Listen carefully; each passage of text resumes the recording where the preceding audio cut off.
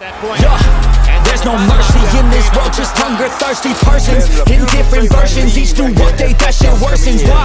Pull back the curtain and you'll see the different vermin. We all have different burdens that all seem to cause disturbance. Yo, so do me a favor. Halo rekan Dua Bibir Arena, kali ini saya akan mengomentari pertandingan antara Manny Pacquiao berhadapan dengan Algieri Sitower Sijangkung. Pertandingan ini sendiri terjadi di MGM Grand Garden Las Vegas, Nevada, dan memperebutkan sabuk WBO Welterweight Champion, yang mana Manny Pacquiao ketika itu sebagai juara bertahan menghadapi Algieri yang sangat tinggi menjulang. Ketika itu Algieri memiliki tinggi 180 derajat atau 180 cm, dan Manny Pacquiao memiliki tinggi 166 cm, terpaut sangat jauh seperti seorang bapak yang akan mengajari anaknya, yaitu Manny Pacquiao. Namun alih-alih si Algieri setinggi ini mengajari Manny Pacquiao, dia malah dihempaskan di ronde kedua ketika Algieri bertekuk lutut di hadapan Manny Pacquiao di pojok ring, ketika pukulannya membuat si Algieri sempoyongan dan terjatuh. Bukan malah si bapak mengajari si anak, ya ini adalah si anak yang durhaka, si Pacquiao yang menghajar Algieri.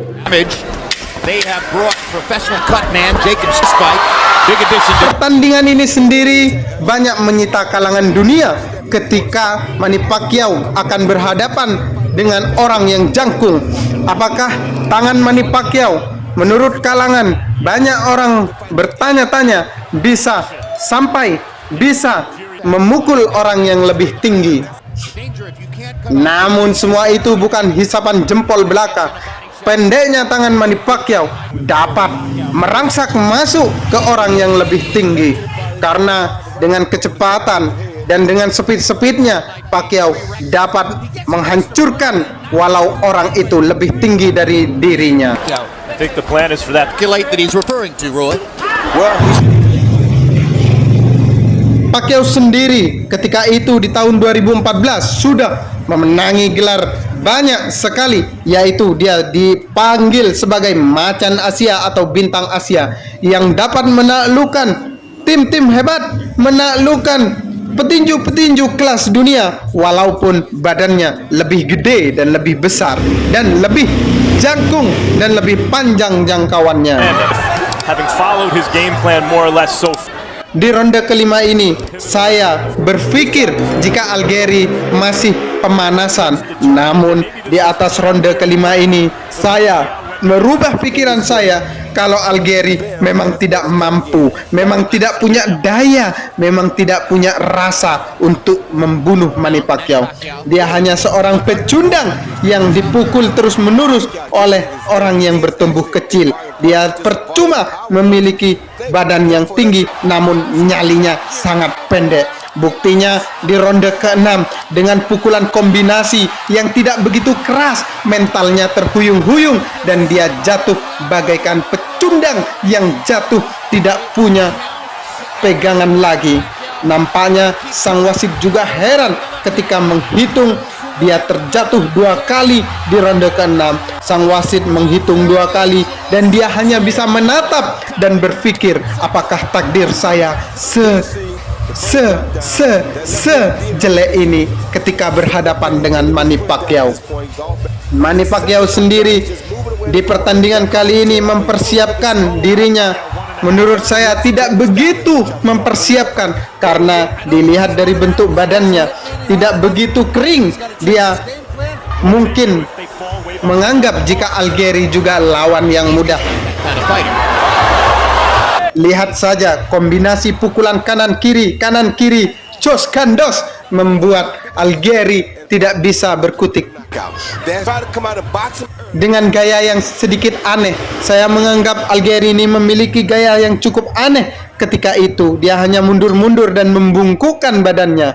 Beda dengan dia saat melawan dengan petinju-petinju hebat lainnya.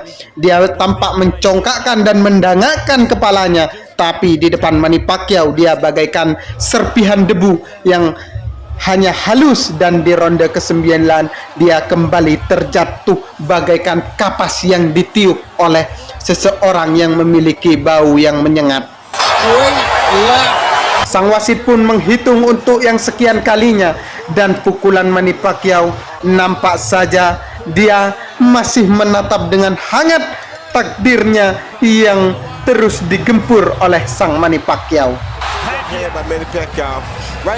Berlanjut dengan slow motion kecil, Manny Pacquiao sungguh perkasa di depan manusia jerapah, yang seakan-akan jerapah itu dipotong lehernya akan menjadi sebuah cincangan dan sebuah orang yang pendek. Bradley now against Algieri.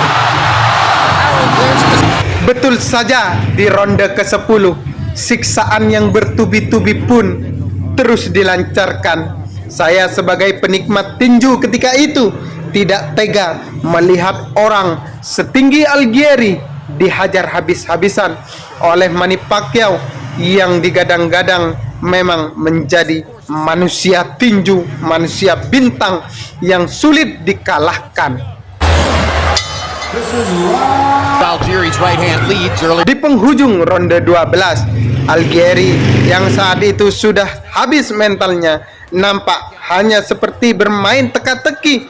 Dia hanya mundur, maju seperti ular tangga, dan dia senang karena tidak KO. Begitulah mental yang sangat buruk dari Algieri. Dia bukan senang karena bisa memukul Manny Pacquiao, dia hanya senang karena dia tidak terpukul jatuh oleh Manny Pacquiao. Sungguh memilukan apa yang dialami oleh Algieri, petinju yang kelas, petinju yang saat melawan orang lain hebat. Namun Manny Pacquiao sebagai juara bertahan yang sangat fenomenal.